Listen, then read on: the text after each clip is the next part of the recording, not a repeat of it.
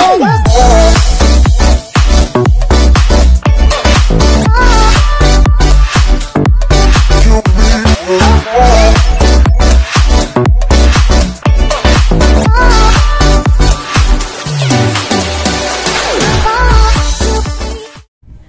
guys, welcome back to my channel. Labilin guys, ayan.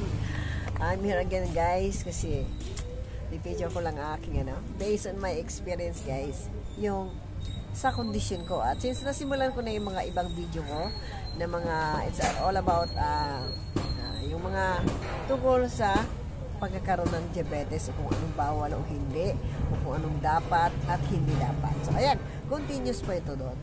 At ito muna i-share ko sa inyo. Good news. Ayan. Good news guys kasi wala akong wala sa record ko na siyempre kinunan ako ng dugo. Ayan nga pala.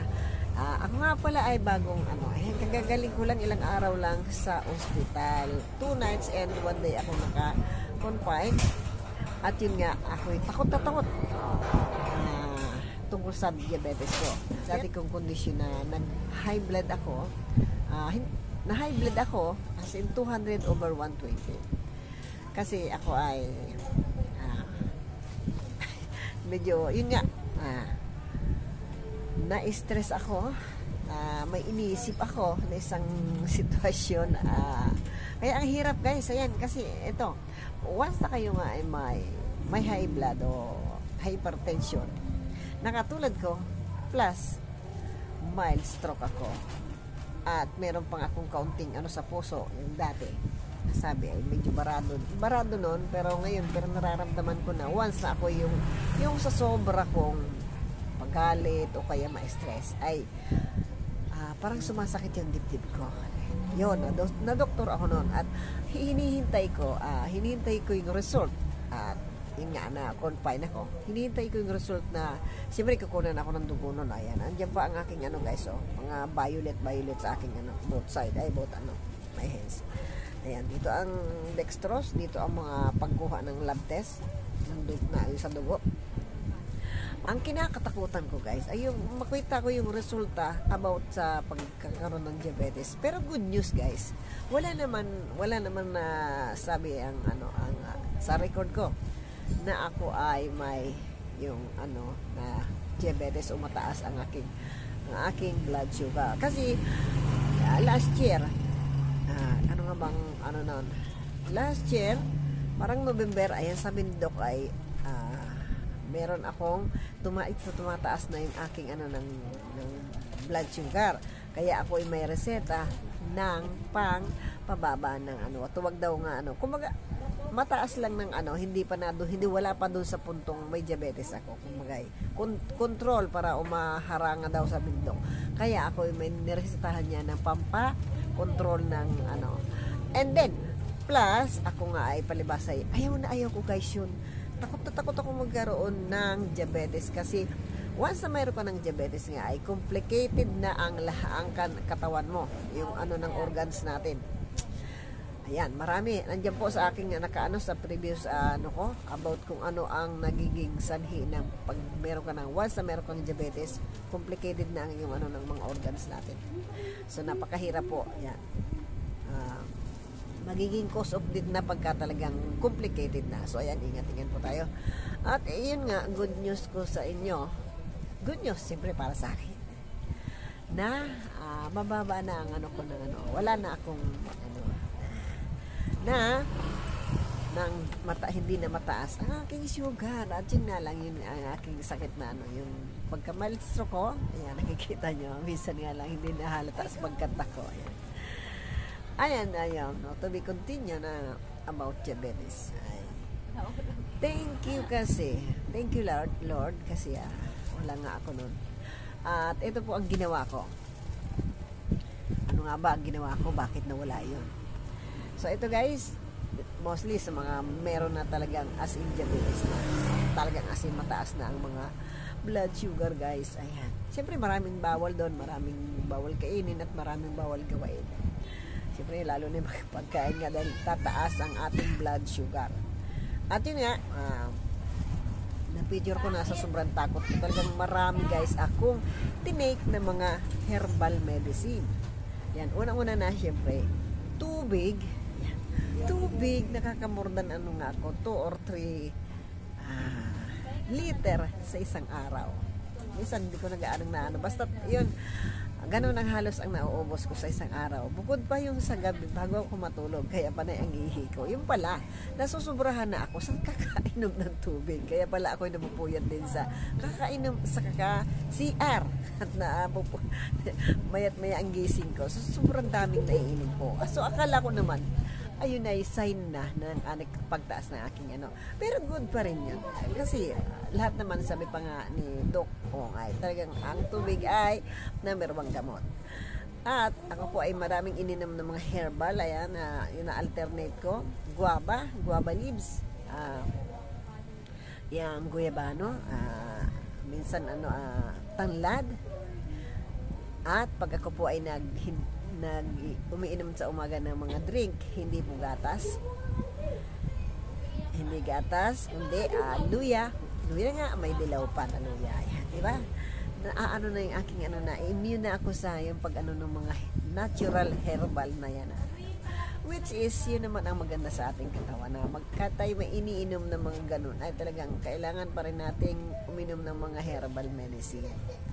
Sa sobrang takot ko nga, pero thank you Lord kasi talagang bumaba, nawala na talaga yung sign ko na ano. Kasi sabi ko, grabe, ayoko talaga magka-diabetes guys. So ayun guys, at syempre iwas din ang mga, yung mga carbohydrates yan. Unang-una na siya yung kanin. At hindi pa ako na kumain ng matamis. Siyempre, yung mga something sweet na yung mga candies. Kahit ako may tindang candies dito, iniwasan ko po yung matatamis na yan. Although, tumitikim lang ako dumaan ng Pasko at Bagong Taon, tumikim-tikim lang ako ng mga handa na yan. As in, tikim. Pero hindi yung totally kain talaga. At siyempre, soft drink. Number 1 yan. Sa mga drink yan, any drink po na mga matatamis, kahit yan juice, at talagang matamis na ay marami pa rin talagang bawal po sa mga may diabetes. Shout out sa may mga diabetes dyan. Tayo, ingat-ingat po tayo sa mga ganong ano. Alamin niyo po yung kung ano yung bawal at hindi sa yung bawal at pwede niyong kainin. Yan po ay isa ko din ginawa yan ang pagkain ng apple. Araw-araw nakakailang kahit yung tag 15 pesos lang o 10 pesos. Dati nga may tagli 5 pagka talagang dagsa ang apple. Merong mura talaga. Ayun, prutas. At syempre, ito pa, idadagdag ko sa inyo guys, ang bawal na mga pagkain pa sa may mga diabetes. Ito po. Ayan, yun, iniwasan ko na din. Once nalaman ko itong na ito, iniwasan ko ng kumain ng mais yan. Ito po yung number 1 ko na iniwasan ko, ang kumain na ng mga binatog at nilagang mais sa tuwing dadaan yung aking dating binibili na merienda ko ay hindi na ako bumili. Kaya maganda-ganda din po talaga yung sumusunod tayo yung may mga nalalaman tayong bawal. Di wag na natin gawin, wag natin kainin, di ba? Yan, corn kasi. Ay, ang paborito ko po yung araw-araw ay akin laging binatog o kaya nilagang mais. At yung pala ay bawal guys yan. Kaya, shoutout sa mga diabetes dyan. Mais, wag niyo pong kakainin. Pwede siyempre yun nga, tikim. Yan. Nilaga man, basta anong luto yan. Basta mais. Kasi ang mais po ay, ayan, may sinulat kasi ako. Low fiber po ang mais. Yan. Nakaka-effect ito sa, sa kidney problem. Once meron po kayong diabetes, sa yan, ay ito kumbaga ito na carbohydrates para din kanin ito na talagang as in number 1 na nakakaano sa yung carbohydrates, napakataas yan, kakataas ng blood sugar ito talaga. Ito cause of heart problem.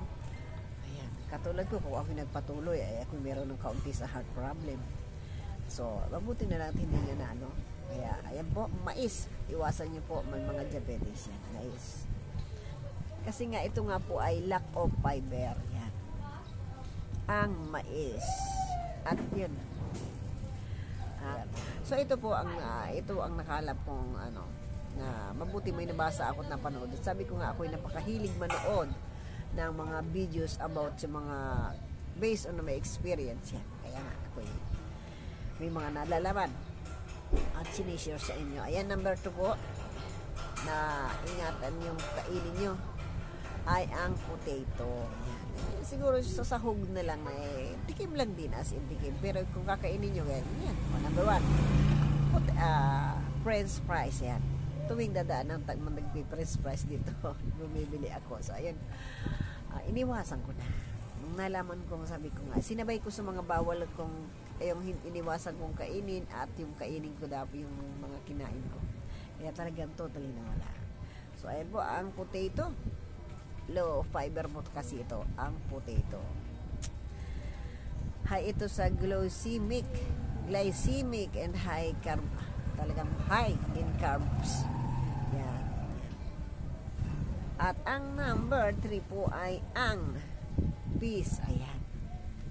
Yung peas, yung green peas. Yan. Yung halimbawa. Pwede, yun din. Meron din yung sa chichirya ng green peas. At syempre sa ulam. Iwasan po natin yan. Yung mga diabetes. At ito po, yung carrots pala guys, bawal din sa pag yung as in meron ka na, carrots ay bawal din. Although ang carrots po ay maraming health benefits, pero once may diabetes ka, bawal po. As in, yung talagang todo kakain ka na gano'n. And then, ayan, mahilig ko itong, gustong-gusto ko ito kainin pagka, itong gulay na ito, kalabasa. Sa pinakbit, gustong-gusto ko ito, at saka yung paghalo ako, yung basta lahat ng, paborito ko ito, nagpon akong kinakain.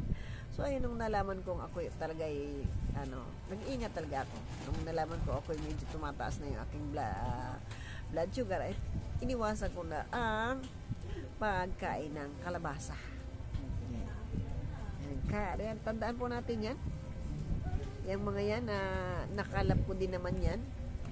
At ako naman, sabi ko nga ay hindi ako nanonood ng mga video ng mga lang, yung hindi doktor. Yun sa doktor po ako naniniwala, yung mga vlog yung mga kilalang mga vlogger na doktor. At yun nga pala guys, about the rice. Kung dati ako may extra rice, wala nang extra rice. At yung regular na kinakain ko ay half na lang yun. And then, paggabi, kaunti na lang ang kinakain ko. Isa pa nga mga kung ano-ano lang. Mga halibay salad, mga ganon, yung mga light lang ang kinakain. Kumain naman ako ng kanin with ulam, pero hindi na ganong karami. At syempre, yun nga pala sa umaga. Kahit ako uminom ng gatas, mahalagat pa rin po yung naglalagay ako ng kung ano man ang iniinom nyo, gaya ng aking ginagawa ay naglalagay talaga ako ng luyang dilaw. Sa gatas yan. Kung hindi man luyang dilaw, ay luya at luyang dilaw. Pinagsasama ko yun talaga guys. So yan guys. Sana maanohan nyo yung mga teknik ko. At para mag-regular na yung blood sugar nyo. So yun po, sana kayo ay may napulot sa aking na-share. Mag-ingat po tayo sa sundin natin, anuhin natin yung mga bawal, iwasan natin, kontrolin natin makakain ng mga bawal na pagkain once meron po tayong diabetes. Thank you Lord. Talagang nawala ang aking Siyempre kahit na sabi pa ng doktor na wala akong okay na ang aking blood sugar ay iiwasan ko pa rin na kasi ayoko magkaroon ng complications sa aking katawan. So yun guys, stay connected at siyempre po sa mga baguhan dito, please subscribe to my channel. Love you. Marami pa po akong i-picture about sa mga based on my experience or based on my condition. Thank you for watching and God bless everyone. Bye.